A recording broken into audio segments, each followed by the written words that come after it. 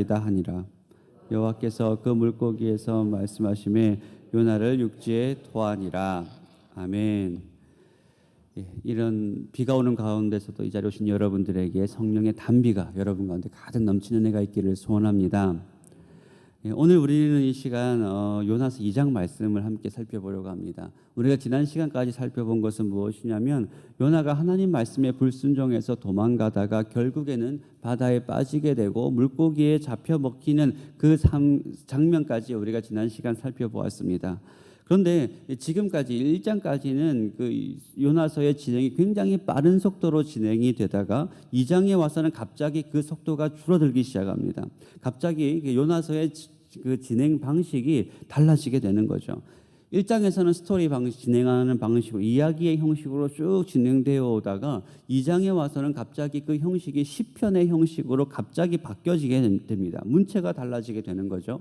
그리고 2장이 지나면 다시 아무 일 없었다는 듯이 3장부터는 다시 이야기 형식으로 진행되면서 이야기가 빠르게 진행이 됩니다.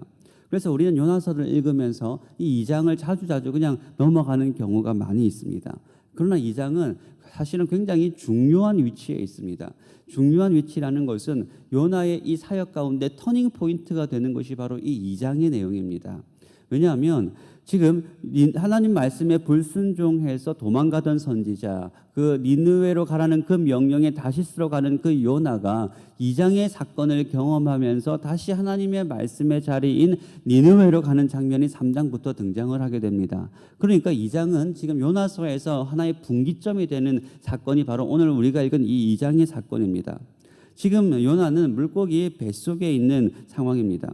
그래서 요나는 자신의 상황을 지금 어떻게 묘사하고 있냐면 2절에 보시면 내가 스올의 뱃속에서 부르짖었다라고 되어 있습니다. 그리고 3절에 보시면 주의 깊은 속 바다 가운데 던지셨다. 큰 물이 나를 둘렀다. 이런 표현이 있고 4절에 주의 목전에서 쫓겨났다. 5절에 물이 나를 영혼까지 둘렀다. 기쁨이 나를 에워쌌다. 바다풀이 내 머리를 감쌌다. 6절에 내가 산의 뿌리까지 내려갔다. 7절에 내 영혼이 피곤할 때 내 영혼이 피곤하다라고 이야기를 하고 있습니다. 그러니까 지금 쭉 나열된 이 표현들을 통해서 우리가 깨닫는 바는 무엇입니까? 지금 요나가 처한 이 상황은 마치 죽음과도 같은 그런 상황이라는 거예요.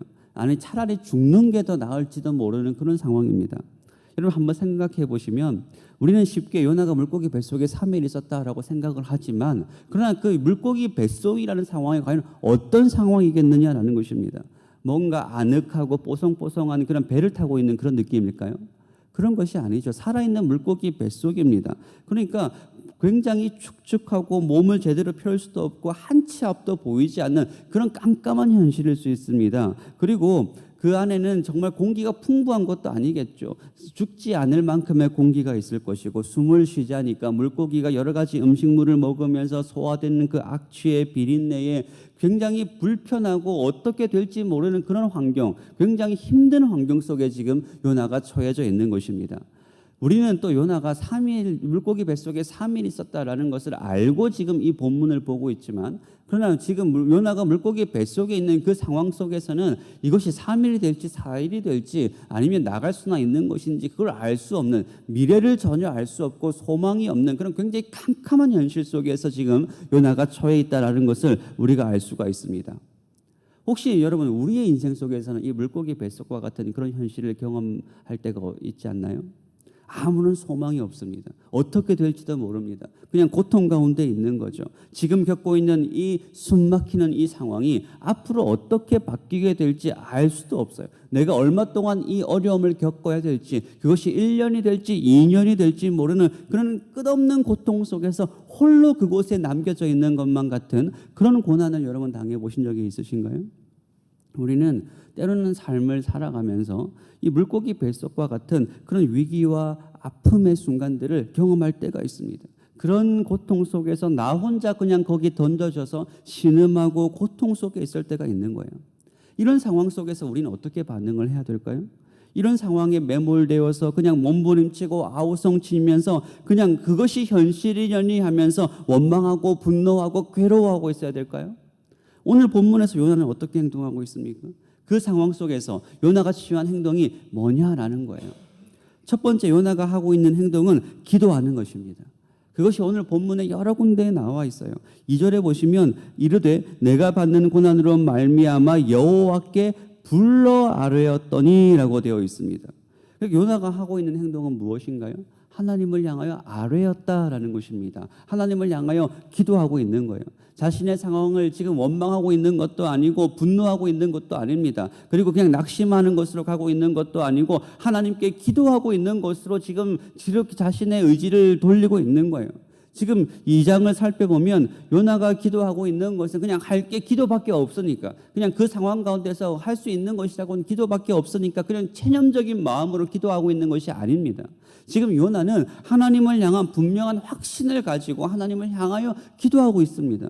여러분, 우리의 인생에 문제가 막혔을 때, 우리 인생이 막혀버렸을 때, 여러분, 우리는 기도해야 되는 것입니다. 우리의 문제 앞에서 기도하는 것이 우리의 인생의 답입니다. 물론 기도조차 하기 힘들 때가 있죠.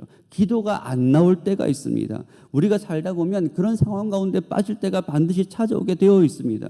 하나님도 우리의 그런 연약함과 우리의 그 현실을 너무나도 잘 아세요. 그러나 여러분, 끝내는 우리가 기도하는 자리까지 나가야 문제가 해결되기 시작하는 거예요. 여러분, 기도하기를 더 힘쓰시기를 바랍니다. 우리의 인생의 문제 앞에서 더 주님 앞에 간절히 나아가시는 은혜가 있기를 소원합니다. 그리고 두 번째 요나가 하고 있는 일은 무엇이냐면 하나님을 생각하는 거예요. 7절에 보시면 내 영혼이 피곤할 때에 내가 여호와를 생각했다라고 되어 있습니다. 여러분, 우리가 생각해야 돼요. 내가 왜 물고기 뱃속에 들어와 있는가? 내가 왜 이런 말도 안 되는 이런 현실을 경험해야 되는가? 내가 왜 여기 있는가? 하나님의 뜻은 무엇인가? 그것을 우리는 생각해야 되는 것입니다. 그리고 여기서 생각하다라는 말을 다른 말로 다르게 번역하면 기억하다라는 뜻도 있습니다. 그러니까 이 말을 다른 말로 바꾸면 내가 여호와를 기억했다라는 말입니다. 여러분, 우리는 하나님을 기억해야 됩니다. 하나님께서 우리에게 하신 말씀이 무엇인가, 하나님께서 우리에게 주시는 약속이 무엇인가를 우리가 기억해야 되는 거예요. 나를 인도하시는 하나님, 은혜 주시는 하나님, 도우시는 하나님, 선하시는 하나님, 협력하여 선을 이루시는 하나님, 그 하나님이 왜 나를 지금 이 상황 가운데 몰아넣으시는가, 하나님이 왜 나에게 이런 고난을 주시는가, 우리는 하나님을 기억하고 하나님을 생각해야 되는 것입니다. 우리의 감정이 몰아가는 대로, 우리의 상황이 그냥 흘러가는 대로 흘러가는 것이 아니라 그 흘러가는 우리의 마음과 감정을 막아서고 하나님을 생각하고 하나님을 기억하면서, 그러면 내가 해야 될 것이 무엇인가, 하나님께서는 내가 어떻게 하기를 원하시는가, 하나님께서 나에게 하신 말씀과 약속은 무엇인가를 붙잡고 그 말씀 가운데서 답을 찾아야 되는 거예요. 그러면 결국 우리는 어디로 가게 되어 있습니까? 기도하는 자리로 가게 되어 있어요. 그러니까 하나님을 생각하는 것, 하나님을 기억하는 것과 하나님께 기도하는 것, 이 두 가지는 분리되지가 않습니다. 결국 우리는 우리의 인생의 모든 문제의 답을 하나님 안에서 찾아야 되는 것입니다.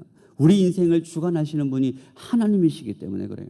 오늘 본문에서도 지금 요나가 계속해서 고백하고 있는 것이 지금 이 상황을 주도하고 계시는 분이 누구이신가를 고백하고 있습니다. 3절에서 보면 주께서 나를 깊은 바다 가운데 던지셨다라는 거예요. 주께서 이 일을 하셨다라는 것입니다. 그래서 2장 곳곳에서는 주께서 그것을 하셨다라는 그 표현들과 그 내용들이 자주 등장합니다. 주께서 하셨다라는 거예요. 주께서 이 일을 하시기 때문에 이 일을 해결하실 분, 이 일에 답을 주실 분도 하나님이시라는 거예요. 그래서 요나가 계속해서 고백하는 것이 그것입니다. 그렇다면 이 모든 일을 주님께서 하신다면 답은 하나밖에 없는 거죠. 앞에서 말한 대로 그 하나님께 기도하는 거예요. 하나님 앞으로 내 문제를 들고 나가는 것입니다. 내 힘으로 이 문제를 극복해 보려는 것이 아니라, 내 의지로 버티고 서 있는 것이 아니라, 그냥 흘러가는 대로 내버려 두는 것이 아니라, 기도하는 자리, 말씀의 자리, 하나님의 말씀을 주시는 그 자리로 우리가 나가야 되는 거예요. 요나는 그런 상황 가운데에서도 4절에 뭐라고 되어 있습니까? 내가 말하기를 내가 주의 목전에서 쫓겨났을지라도 다시 주의 성전을 바라보겠다 하였나이다 라고 지금 고백하고 있어요. 여전히 내가 그 상황 가운데서도 하나님이 나를 버리셨어. 하나님이 왜 이러셔라고 원망하는 것이 아니라 내가 다시 주님을 바라보겠다라고 지금 자신의 의지의 표현을 이렇게 담고 있는 것입니다. 그리고 그것이 행동으로 나타나는 것이 기도이고 하나님을 생각하고 하나님을 기억하는 거예요. 그래서 요나가 끝내 경험하는 것은 무엇입니까? 2절에 보시면 주께서 대답하셨다. 주께서 나의 음성을 들으셨다. 7절에도 내 기도가 주께 이르러 싸우며 주의 성전에 미쳤나이다. 그리고 그 앞에 6절에도 나의 하나님 여호와 주께서 나의 생명을 구덩이에서 건지셨나이다. 요나는 지금 어떤 확신이 있습니까? 하나님께서 내 기도를 들으셨다는 거예요. 하나님께서 나의 생명을 건져주셨다라는 거예요. 결국 하나님은 어떤 하나님이십니까? 우리의 기도를 들으시는 하나님이세요. 들으실 뿐만 아니라 우리의 기도 가운데 응답하시는 하나님이십니다. 우리를 건져주시는 하나님이세요. 그래서 요나는 자신의 모든 이 기도 끝에 이렇게 결론을 맺습니다. 우리 9절 한번 같이 읽어보겠습니다. 시작. 나는 감사하는 목소리로 주께 제사를 드리며 나의 서원을 주께 갚겠나이다. 구원은 여호와께 속하였나이다. 요나는 지금 결론적으로 이 감사의 고백으로 자신의 모든 기도를 마치고 있습니다. 그런데 한 가지 이상한 것은 지금 요나는 자신의 문제가 해결된 것이 아니에요. 요나는 여전히 어디에 있습니까? 물고기 뱃속 안에 있습니다. 그리고 앞으로 어떻게 될지 아직 하나님께서 어떤 응답을 주신 것도 아닙니다. 아무것도 정해진 것은 없어요. 위험하고 불확실한 상황은 여전히 지금 요나 앞에 계속 있는 것입니다. 단지 물속에 빠져 죽을 그 상황 하나만 지금 면하고 물고기 뱃속에 여전히 있는 거예요. 그런데 요나는 이 마지막 고백을 통하여 마치 자신의 구원이 완전한 것처럼 고백을 하고 있습니다. 마치 모든 문제가 완전히 다 해결된 것처럼 지금 그렇게 고백을 하고 있는 거예요. 여러분, 이것이 하나님의 은혜입니다. 하나님께서 우리에게 은혜를 주시면 감사할 수 없는 상황 가운데서도 우리 가운데 감사가 되기 시작하는 거예요. 우리 가운데 환경과 상황을 뛰어넘는 평안과 감사를 하나님께서 우리에게 주시는 것입니다. 물론 어떤 사람은 요나가 뒤에 가서 또 하나님 원망하지 않느냐라고 이야기합니다. 그래서 지금 2장에서 하는 이 감사의 기도, 회개의 기도가 가짜가 아니냐, 위기를 모면하려고 하는 것이 아니냐, 이렇게 이야기하는 사람들도 있습니다. 그런데 여러분, 우리도 그렇지 않습니까? 우리도 어떤 상황 속에서는 은혜 받고 구원을 받았지만 그러나 시간이 지나고 환경이 바뀌면 또 우리도 원망을 하게 되고 또 우리가 이전과 같은 또 행동을 반복하게 될 때가 있잖아요. 물론 이것이 옳다는 것은 아닙니다. 그러나 우리가 연약하기 때문에 우리가 그렇게 되는 거 아닌가요? 그렇다고 해서 우리가 지나고 나서 또 하나님을 원망하고 또 우리가 불평한다고 해서 과거에 받았던 그 은혜가 가짜 은혜입니까? 아니죠. 우리가 내일 어떻게 될지는 모르지만 오늘 하나님께서 우리에게 주시는 이 은혜, 이 감사는 완전한 은혜요, 완전한 감사인 거예요. 우리가 다시 불평하게 되고 다시 원망하게 되는 것은 우리의 연약함의 문제지 그 은혜가 잘못된 것이 아니고 그 은혜가 부족한 것이 아닙니다. 우리의 연약함 때문에 그렇게 되는 거예요. 지금 요나가 그런 거예요. 요나는 완전한 지금 하나님 앞에 회개와 감사의 기도를 올려드리고 있습니다. 그러니까 여러분, 성도는 어떤 사람입니까? 앞으로 우리가 어떻게 될지는 모르지만, 앞으로 우리가 또 무슨 일을 겪게 될지는 모르지만 현재 내가 처한 이 상황 속에서 완전한 감사를 고백할 수 있는 사람이 바로 이 성도입니다.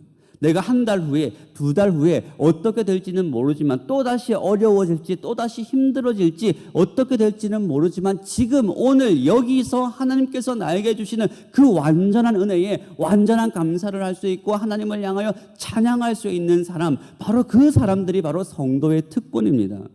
여러분, 그런데 이 감사를 누가 할 수 있나요? 이 은혜를 누가 고백할 수 있습니까? 여전히 하나님을 신뢰하기 때문에 현실의 문제에도 불구하고 두렵고 떨리는 우리의 감정, 원망과 아우성치는 요동치는 우리의 마음을 붙잡고 기도하는 자리로 나아가는 사람들, 여전히 하나님을 생각하고 하나님의 말씀을 기억하는 그 말씀의 자리로 나아가는 사람들 많이 구할 수 있는 놀라운 은혜인 것입니다. 그렇기 때문에 여러분, 오늘도 우리는 어떻게 해야 될까요? 여전히 우리는 기도의 자리로 나가야 되는 것입니다. 여전히 우리에게 주어져 있는 그 말씀의 자리로 나가야 되는 것입니다. 그래야 우리 가운데 은혜가 임하는 것이고, 그래야 우리가 우리의 현실 속에서 여전히 하나님께 감사할 수 있고 여전히 하나님이 주시는 그 은혜를 경험할 수가 있는 것입니다.